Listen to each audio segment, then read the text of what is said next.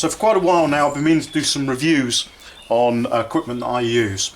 A question that comes up quite regularly on forums, and an opinion that's sought almost weekly on a lot of them, is what do people use to cut their materials with. And this is my weapon of choice for cutting sheet material. It's the Makita JS3200. I think they're slightly more advanced now with a different model number, but for all intents and purposes it's the same thing. So that's what I use. A couple of thoughts on its use, its good points, and a couple of its bad points. So one of its major good points for me is the setup that it has down here on the cutter.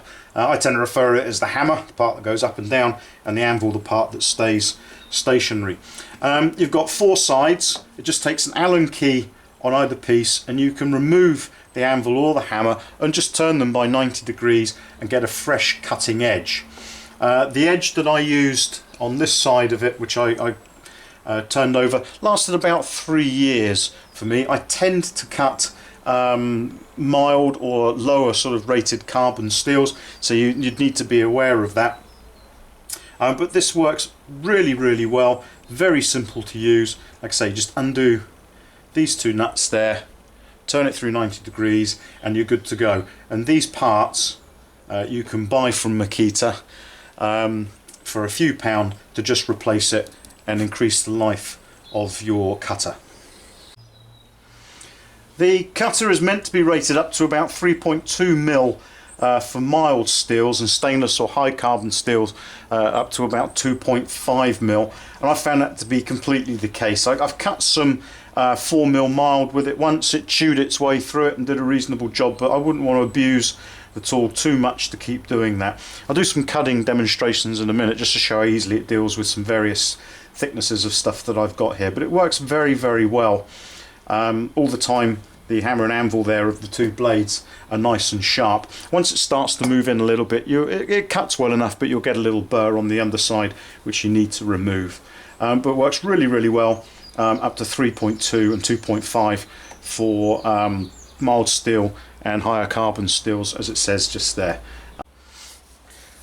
Now, as mentioned, the tool is quite heavy. I think it's about 3 kilos or thereabouts, about 6 pound. So it is a bit heavy in the wrist.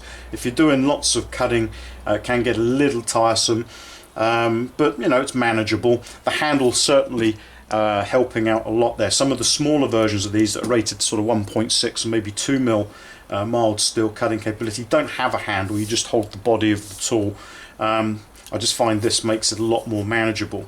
The only downside I find with this cutter so far is this recess here for the nut and bolt that are holding the handle together. You can end up with your thumb wedged inside there. It just gets uncomfortable. It draws blood or does anything horrible to you like that. It just gets a little awkward to hold after a while if you're doing a lot of cutting. So I've only got a couple of bits of material here. I don't have much in at the moment. I think I might have some stainless over there. I'll go and grab in just a sec. But this is just mild steel. I had a little bit of work on it. I was doing a fluting demonstration there. So this is just some 1.6. So I'll show how readily it can cut that.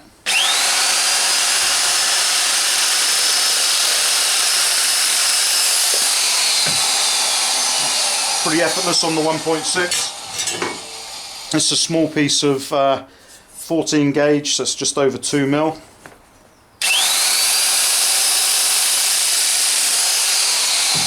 Again, you see it's completely effortless with what it does there. It can do curves. It struggles a bit with some tight curves, but it'll curve quite nicely with its the way that the throatless bit here works. You can feed round quite nice.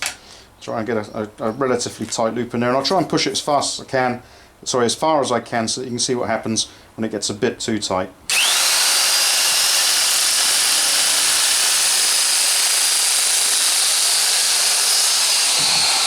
So you can see there, I was pushing it to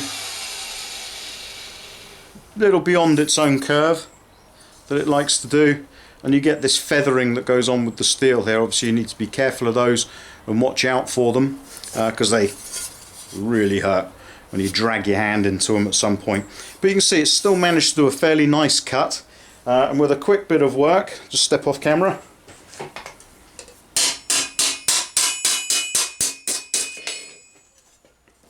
You can quickly touch that down, so you've got your curvature in there. Then all you do is lift those out with another tool, which I'll do a review on at some point. There's a finger file, power file.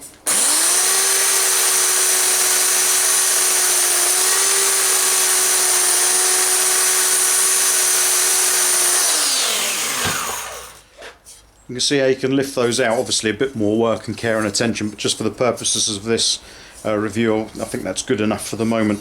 So that's up to 2 mil, and you can see it's just absolutely effortless. Like I say, I've used it up to 3, I think it's 3.2 I used it on, and it cut through just as readily. I think I've got some stainless over there, so I'll go and get that and we'll see just how it does with that. So we go, I've got some 2.5 mil stainless.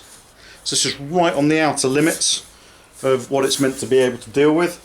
You see it does reasonably well.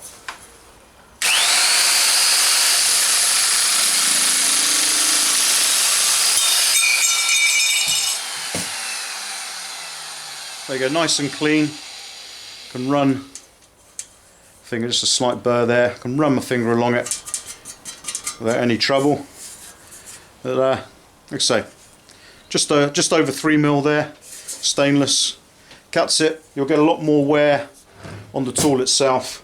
On the cutting edges, you'll need to change them around a little more, but you can buy replacements for them relatively cheaply. So, all in all, that's what I use. I think it's a quality product. Makita are pretty good with their warranties. They're excellent with their spare parts. And a fantastic tool I would utterly recommend to anybody who's doing this a little bit beyond the hobbyists' amount of time they're going to be cutting material.